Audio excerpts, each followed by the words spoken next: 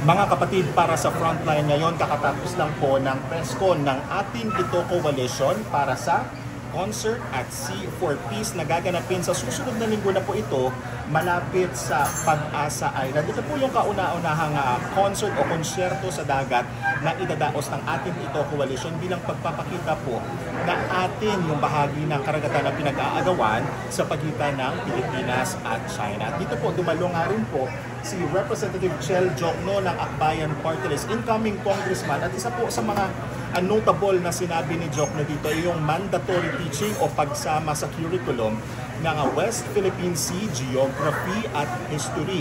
Ayon kasi kay Jokno, maraming fake news na kumakalat kaugnay sa West Philippine Sea at bilang tugon nga po, gusto nilang isama na yan sa pagturo sa mga paaralan all levels. Ayon kay Jokno, sinabi niya dito sa kanyang speech na rin kanina na yung facts at to counter lies, propaganda, and fake news being peddled by the Chinese government and its agents in the country. Sa ngayon, wala pang tugon dyan ang Department of Education. Pero sa mga nakalipas po ng mga press con ay si Commodore J. Tariela, nasabi na rin ito yung plano nila na isama nga sa mga o sa curriculum yung West Philippine Sea sa mga paaralan.